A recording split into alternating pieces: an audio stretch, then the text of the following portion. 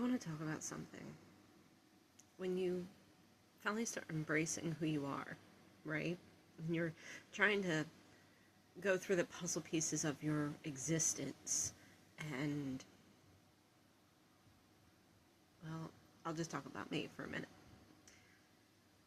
Over a course of my life, I have gone through so many phases of my identity and things that I like, don't like, the way I dress, the decor, the little things. Even like when I was a teenager, I look back and I'm constantly reflecting on this. Even as a teenager, I was constantly reflecting on this. And I would think to myself, why didn't I already like this stuff that I liked? And as I got older, it was always this thing, like the way I dressed, and I mean, I would see how other women would dress, and I would compare myself to them, meaning I may be like, well, I want to be able to dress like that. I mean, one woman in particular, the way she dressed, I'm honestly, today I want to dress like that. But she didn't have this appearance to me.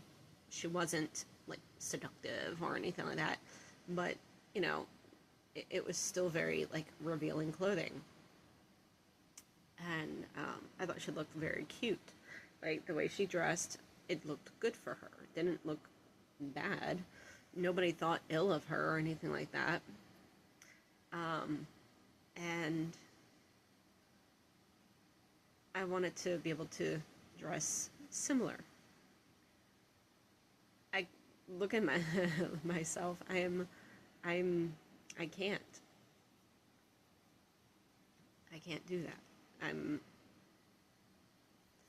So throughout the years, I've seen how my wardrobe has changed.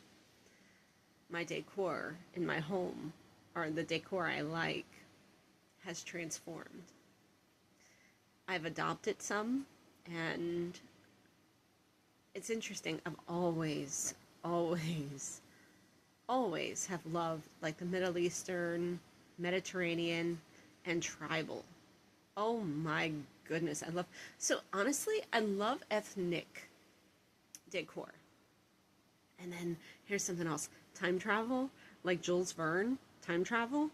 Oh my goodness, the like nautical stuff, and so traveler, the traveler, the traveling through space and time, and all that science stuff and gears and gadgets and stuff. I've always loved that stuff. Oh my goodness, the explorer. I think that's what it really comes down to. It's not a traveler, it's the explorer. Someone who goes on adventures. I've always loved that. And I was thinking about my wardrobe. I had decided I wanted to do away with pants, jeans, and all that. And I was like, I want to embrace wearing dresses, long skirts, and that being just a thing. And it took me working at Tractor Supply for me to start wearing jeans again, right? Jeans and the cowboy boots and flannel shirts. I've grown to really love wearing them, to be honest. I have. I've grown to love wearing them. And the crazy part is, when I was in second grade, I was a little girl. I was wearing my boots. I loved my boots. I missed having boots. Like, legit boots. I mean, they were not legit, but still, they were cheap, It's something for a kid. But I used to wear them everywhere. I mean, with everything. Give me my boots. I still love wearing boots. Honestly, I mean, I love my sandals, and I love my flats. Oh, I love my ballet flats. I love those. Oh my goodness. I love those. But something about a pair of boots. Oh my goodness. Now that, honestly, that also has to go with my heritage. Well, and we could say heritage isn't just, your cultural background, but also something that has basically, I remember my mom saying that my dad's family like had a dairy farm. And so, I mean, and I love cows. I love cows. You know, if I were to say my spirit animal is a bison, although I said that one day to my son, and he goes, "No, your spirit spouse is a bison." I was like, "My spirit spouse," and he was like, "Yeah, how is that you like?" I was like, "That's interesting," because like a bison would be like very grounding, which honestly that makes sense. So I love like the Highland cows, and even as a little girl, we used to go visit the dairy farm. It was it used to be called Sunnyside Farms up in New Jersey, and um, they turned it into a heritage store, but it had the dairy farm on the same like attached, and we would go there and we would get ice cream, and then we go up to the cows. We'd be picking up their hay, the straw. I always forget which one's which that I ate, but it doesn't matter. Pick it up and feed it to them, and eat my ice cream, share it with them, and they're like, nom nom nom. I was like, I love my cows. I miss them. Oh, I miss those cows. I miss it. Um, Poor things, because after the mad cow disease outbreak, they didn't get attention, and so they weren't really people friendly anymore. My mom, I remember that last time we were there was actually a bull, and the bull, my mom went over and she was talking with the bull, and and he was loving her and let her pet him, and it was just, he was so gentle, and I was just like, it's a good memory. It's such a good memory. Um, Even though it's heartbreaking. And then a couple years back, I was in a relationship, and he took me to the, um, he took me to a farm that had Highland cows, and I was so excited. I also had a horse there, and I wanted to pet the horse so badly, and the horse was like, "I'm not coming near you." And I later found out I developed allergies, like a legit allergy to horses, where like my customers would come into the store and they'd be like have the horse dander on them, and they wouldn't even be near me. But my throat, it would start feeling I had hair in my mouth, and like I was eating hair. Come to find out, that is a legit sign, and I only found out because of an allergy test, because we're trying to figure out why I have all these like sensitivities and stuff. Yay! Thanks, COVID. God's got me. God's got me. I believe God's going to heal me. I'm trusting that. I'm trusting that. But anyway, I'm like, okay, let me go back to what I was trying to say about like identity, right? And like wardrobe and stuff.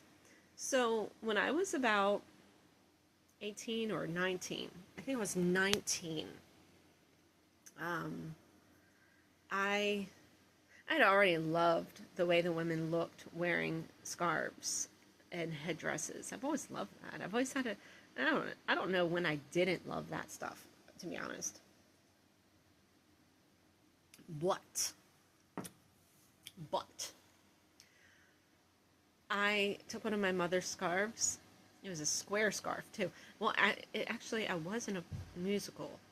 We were in a musical when we were living in Georgia, called In the Fullness of Time. And that was Christmas 2003. Yes, I think, yes. Because we left, we left in 2004. So, yeah. It was wonderful. I loved being in that. Oh, how I loved being in that musical. It was wonderful. And I love singing and dancing, and I love musicals. I have, oh my goodness, like, you go cleaning and you're dancing and singing while cleaning. It is fun. Oh my goodness, because it takes what is mundane and puts almost like this vibrancy into it, you know? So, anyway, wardrobe, scarves. Okay, so I put the scarf around like I put it around and allowed it to like tie with it hanging down in the back, right? So it was just loose. And I put some chandelier earrings on and put a long flowing skirt on.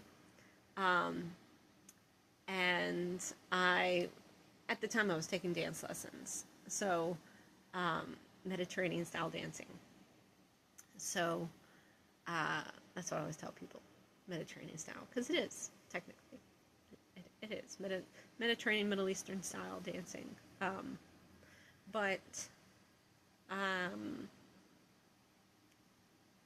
so I put that scarf on. I loved it. I loved the way it felt. I loved wearing it. Someone asked me. I had several people ask me if I was Muslim, and I was like, no. I was like, they're not the only ones that wear scarves like this. There's actually like it's no joke. There's cultures all over the world that wear them. Um, so and I wanted to embrace that. I wanted to be able to wear it all the time. There's actually, I don't know where the picture is, but there was a picture my mother had of me wearing the scarf, and I was just wearing a button up shirt, a pair of pants, and I had the scarf on in the house. And I was just, I just loved wearing it. Um, and I remember trying to think, trying to get to my point.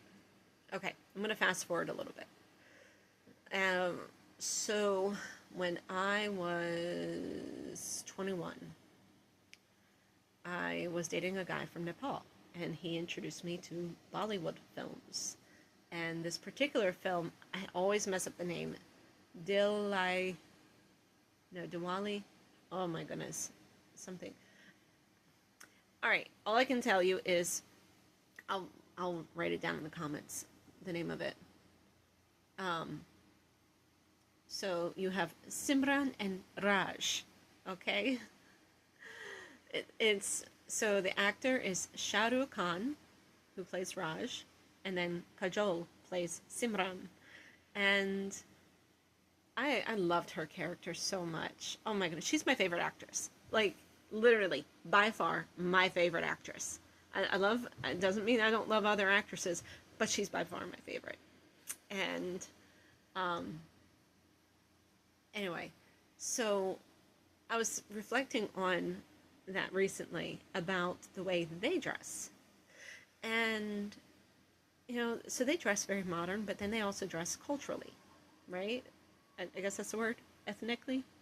I'm not going to worry about words. Okay, so basically, they dress according to what their culture is, but then they also dress like the rest of the Western world. And I thought about that. And I was like, that is a blessing seeing that, because I get caught up in, you know, dressing one way or the other. And I'm like, I'm a very theatrical person. Always have been. I would dress in themes, okay?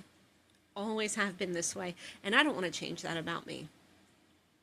And I mean, one day recently, I put on my boots, I had on a pair of jeans, I had on a tank top and a vest, right? And put my hair up in a ponytail, and I said, oh my goodness, it looks so 1990s, like 80s and 90s. And I was like, I love that. I love the way I looked. I love the way I felt in what I was wearing. And I actually had a couple people say that I had this, like, I gave off this teacher vibes. And I was just like, what? I was so excited over that. I'll post that because I have a short video on that. But I was like, oh my goodness. I'm like, a teacher. I've never seen myself to be a teacher. I never believed I really could. Never had that confidence in myself. This year, things have been changing about me. If God calls me to teach, I will teach. But what I'm saying is,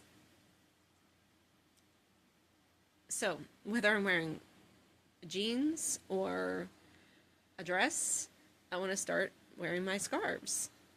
And I might not wear them all the time,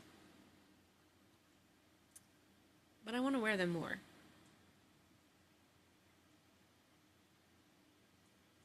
I want to start wearing them more. And nobody's telling me not to. Not anymore, anyway. And if anybody is, it doesn't matter. Because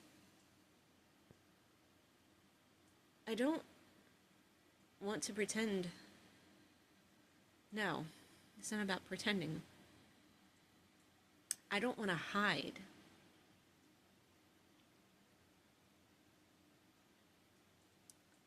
I don't want to hide. I want to embrace what I love about me. I want to embrace what's real. I love dresses. I love jeans. I love boots. I love sandals.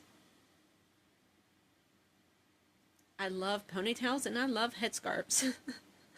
You know?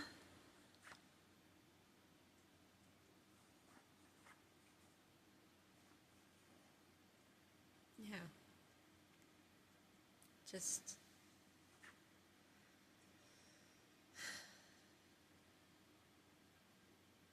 And I love, love, love my Middle Eastern and Mediterranean heritage. Heritages. Heritages? Heritage. I love my background. And I love knowing that about me. Like, learning to embrace that.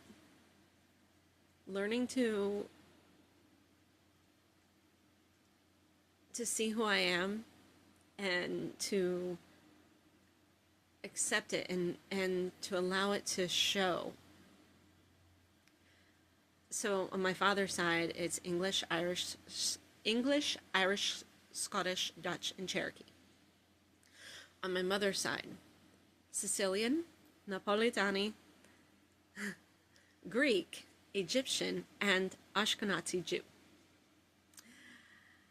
I didn't know about the Greek or the Egyptian, right?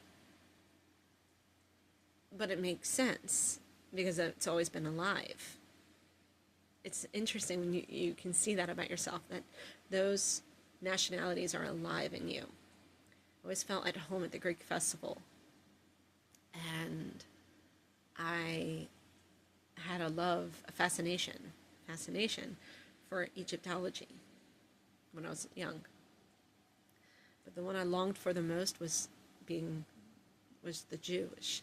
In fact, I remember having a conversation with my mother about it when I was like 20 or 21. First time I saw Fiddler on the Roof. Oh my goodness, I love Tevier.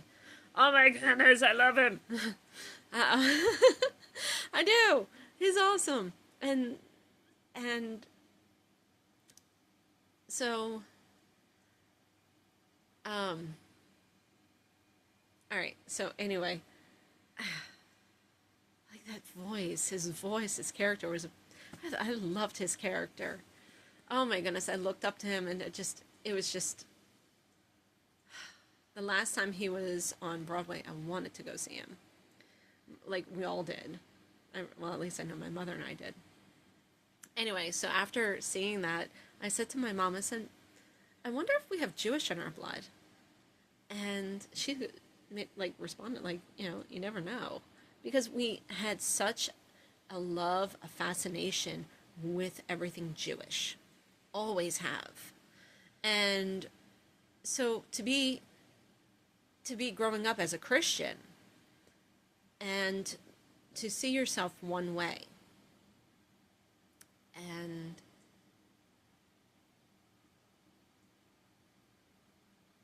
there were times that I was scolded for, not by my mom, but it was by someone I was friends with. Not anymore.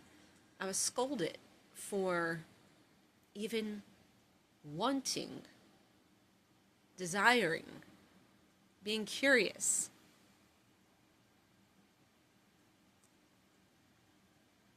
She literally said, "How dare you? Those are God's chosen people." And it was the way she said it, not just the words. It was the way she said it. How dare you? Those are God's chosen people. Literally. So, to be told I wasn't allowed to desire that, to be told that I wasn't allowed to celebrate, Hanukkah because I'm not Jewish, or it was either because I'm not Jewish or because I wasn't of Jewish religion. That was what I was told. Something about that. Me, the menorah, has always held a significance to me, and it still does. I have a coin. I'll post that later. I've been wanting to post it. And the coin, it's no longer in circulation, but it's got a beautiful engraving of the menorah, the olive branches, and it's half a shekel, or half a lira. And it's circulated from 1974. And when that was such a gift, literally a gift from God. Years ago, I am just going into everything in this, I'll break this up, but years ago, okay,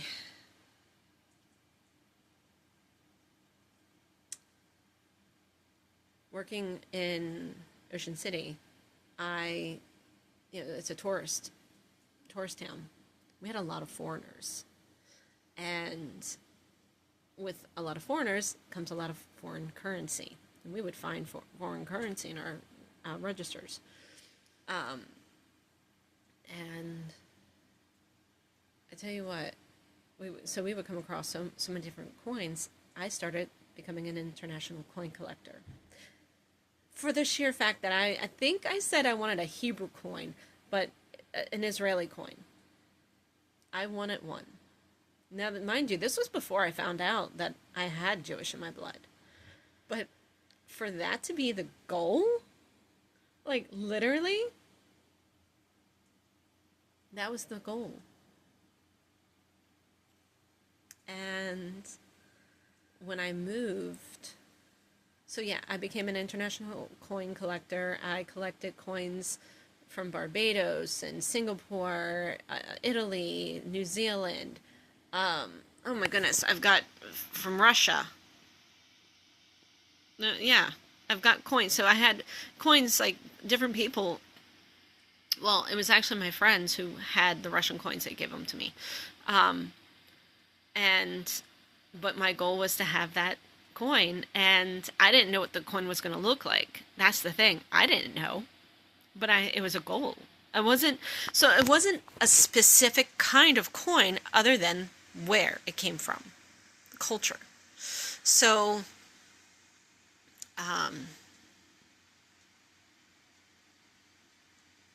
so one day I was at work. I had already put that thought out of my head.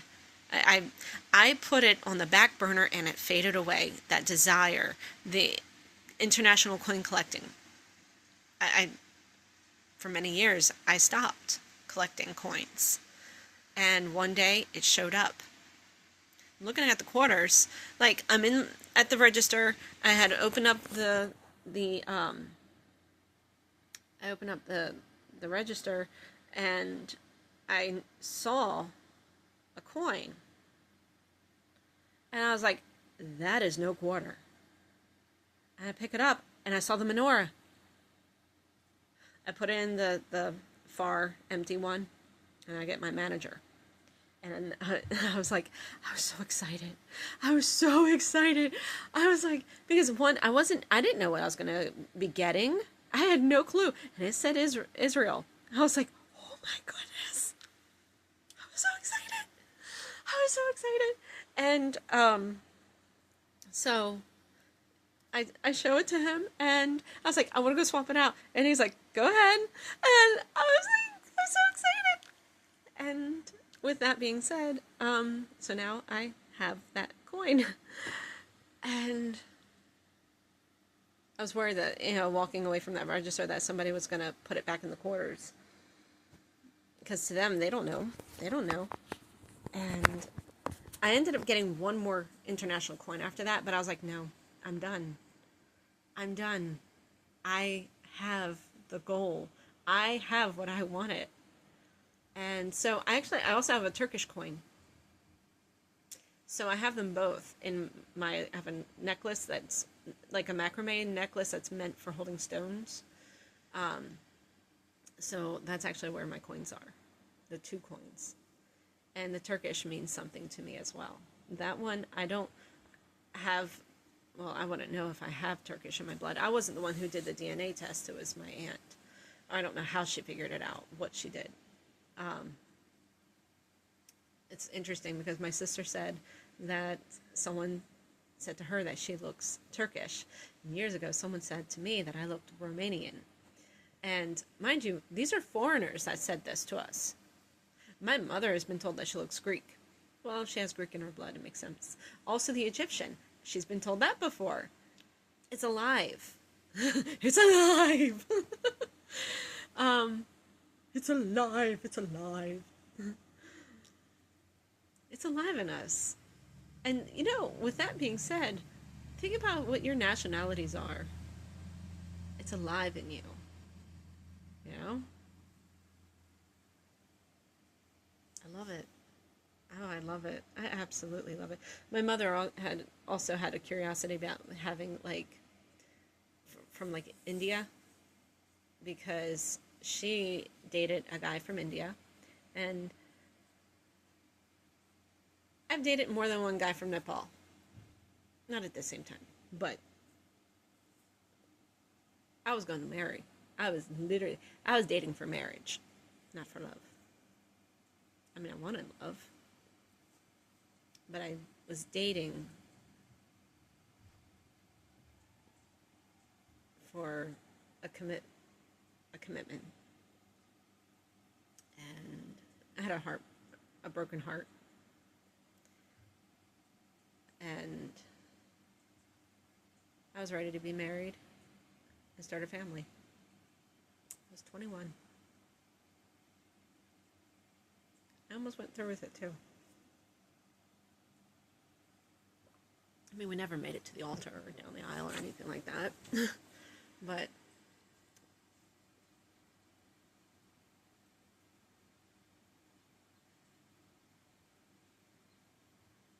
but I admired him. I looked up to him. He was a couple years older than me, I think. I'm trying to remember.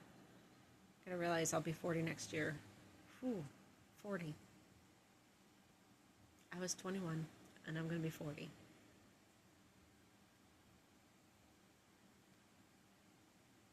Almost 20 years ago.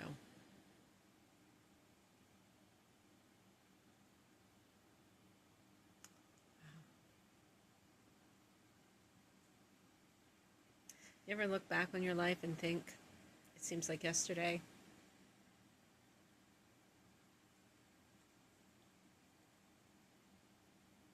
10 years, a lot can happen. 5 years. 5 years, a lot can happen. A few months, a lot can happen.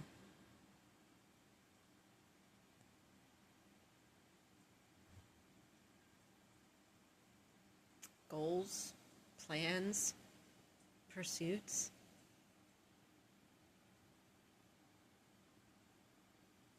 It's amazing how much can happen.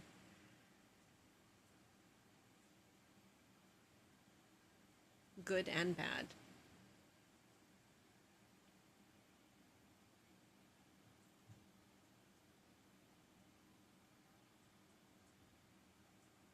I started this video just to talk about, you know, the fact that I want to embrace everything about me.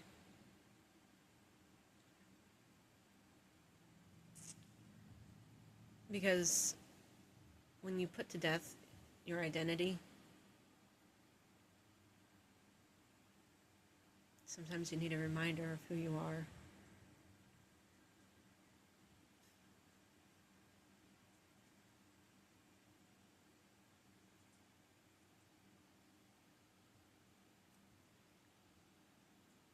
And sometimes you go to God and you're like, God,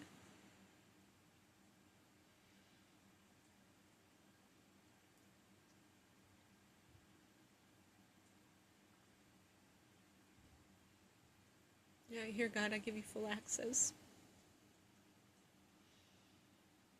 God is like, I'm going to put someone in your path that's going to show you what you need to see.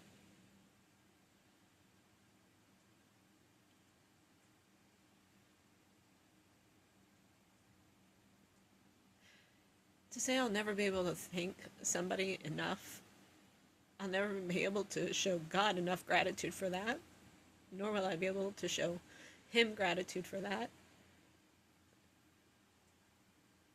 for showing me.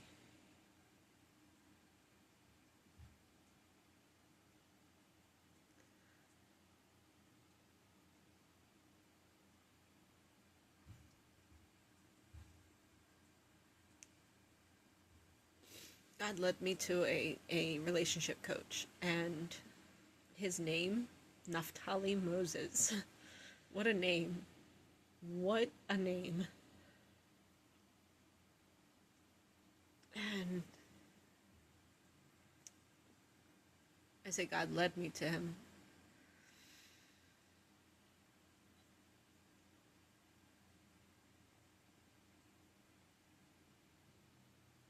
Honestly, God did. When you cross paths with somebody and then you cross paths again,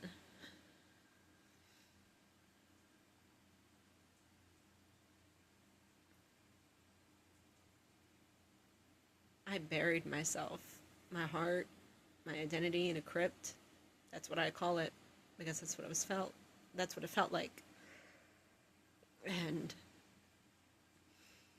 when earlier this year I surrendered my heart to God, when I did that,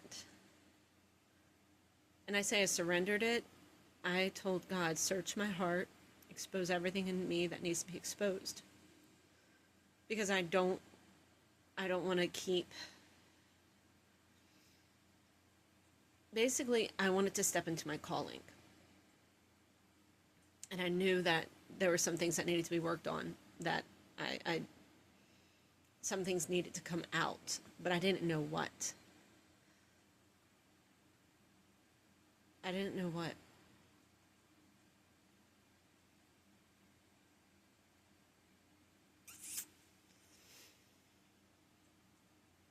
So God revealed to me that there would be a man who would help, but the request I had made at that time wasn't even for myself, it was more for my son. But he pointed over to a man, and I didn't see who the man was. I didn't see his face. Just know that, he looked like he was wearing armor and he had darker hair.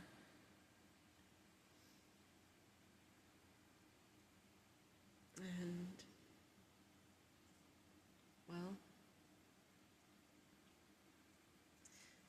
the wall over my heart, basically, it literally felt like something wanted to break out, okay? And so it was in here in my chest. I could feel it, like just something wanting to break free. And I didn't know what it was. Well, it was me. Like I said, I'd lost all my memories. Like a majority of my memories were gone, were locked. I couldn't access them. The way I put it is, when I finally surrendered to this, and here's the way I'm looking at it now. Because I told God, I told the Holy Spirit, I want you to have full access to my heart. The Holy Spirit is what was inside of me. And there was that desperation, that I knew I needed help. And I could feel it inside of me, wanting to break free, going, I'm alive. Like my heart is saying, I'm alive. My identity is saying, I'm alive. And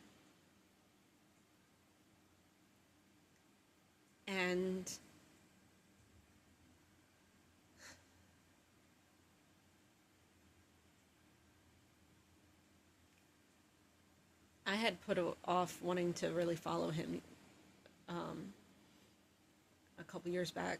I put it off wanting to do that. And there was a moment of desperation for me that I knew I needed to. So, um,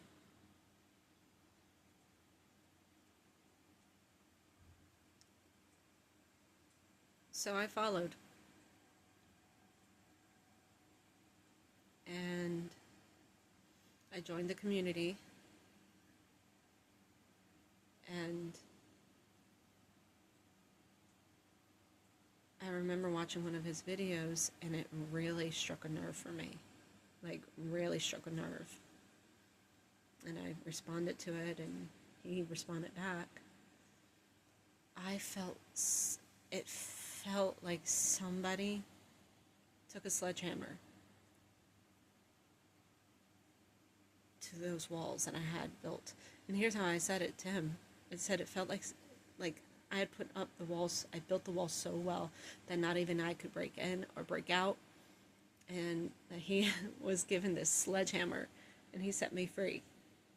God is the one who set me free, but God led me to him, back to him, to let him be a guide, to let him be my teacher, to let him be my coach. And now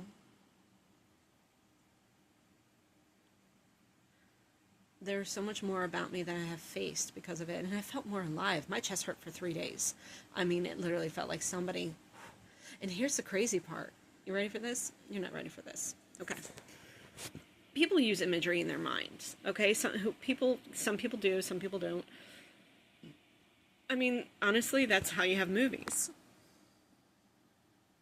So, that's how you have movies, that's how you have books, that's how you have all these things. So,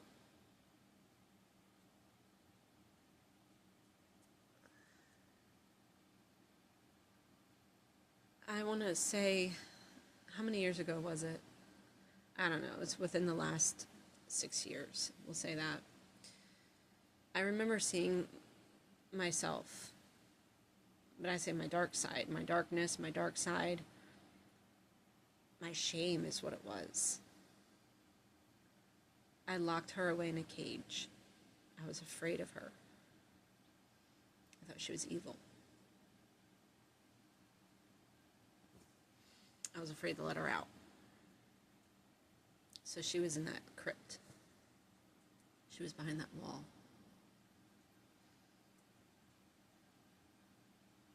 After that wall broke,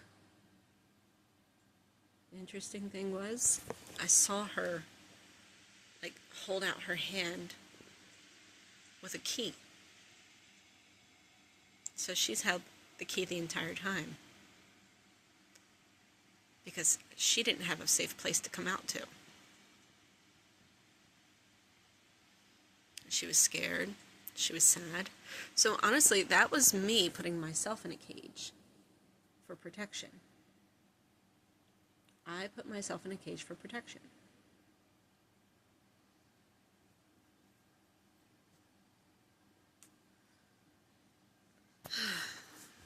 Okay, so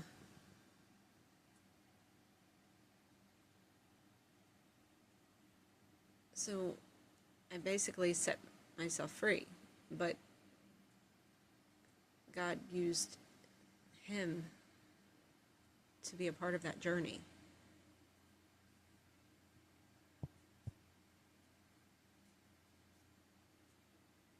And he's on his own journey. And what a beautiful gift to witness it. God revealed to me recently that I had prayed, that I said a prayer for him, I guess 2 years ago. I don't know, 1 or 2 years ago. I said a prayer for him. And it wasn't a selfish prayer, it was for him. It wasn't, it was for his relationship with God.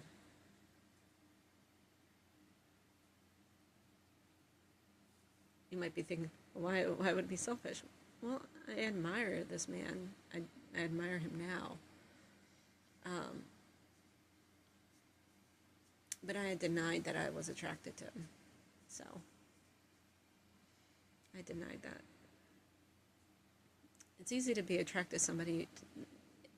When you admire someone, you could very well be attracted to them. And, so yeah.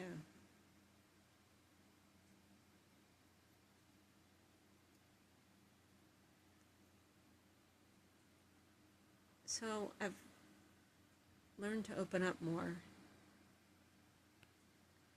I've had to learn to face myself. I'm still learning how to open up. I managed to open up to the community, and I needed that. I needed to learn how to do that, and it's interesting, even on here, you can open up so much on here, but to meet people in person and just talk about yourself, it's different. It's very different.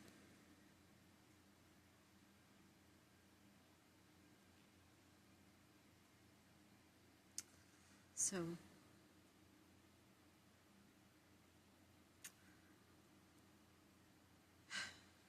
I wonder how many parts I'm going to have to split this up into.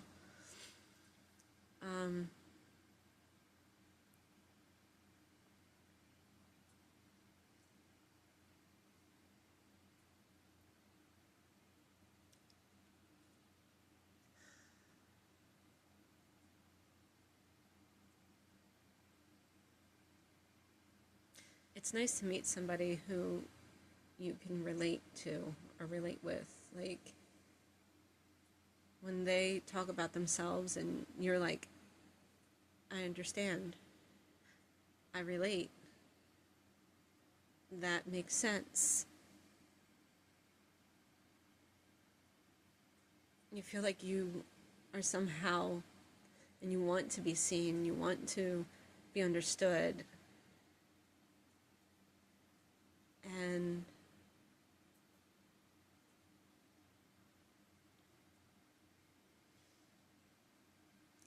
to have learned that, this man that is basically, to me, he's a wonderful teacher. I'm able to say, I'm glad I'm not alone. I don't feel so alone anymore.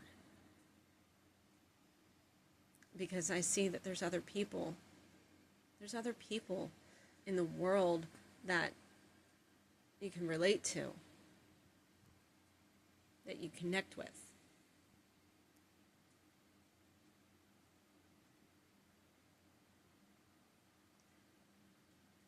I don't know what that was just now.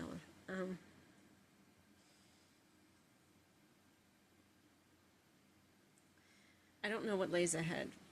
Lays ahead, lies ahead. I don't know what is ahead on this journey.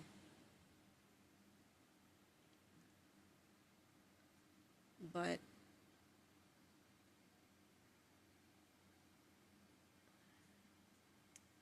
it's going to be worth it. God is guiding me. My Abba Father.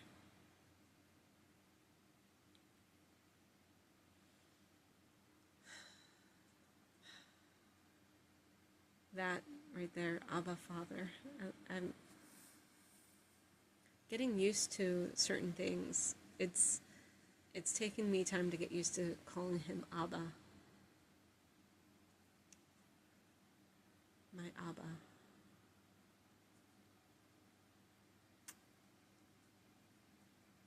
God is my Abba. He's the one who raised me as a child. People always said that, like,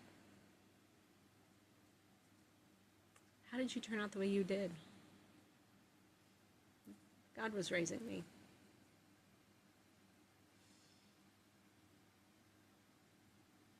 That's why I'm so different.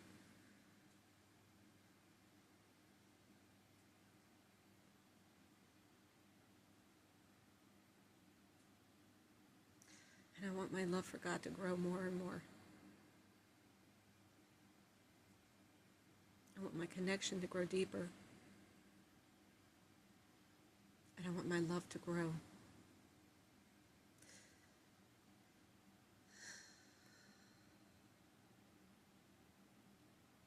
I want His love to grow in me.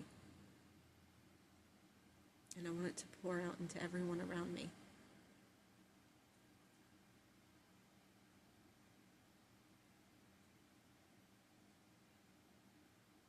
So, now that I've gone on for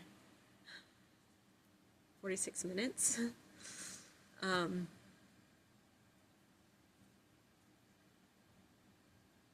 I hope you have a wonderful, wonderful day.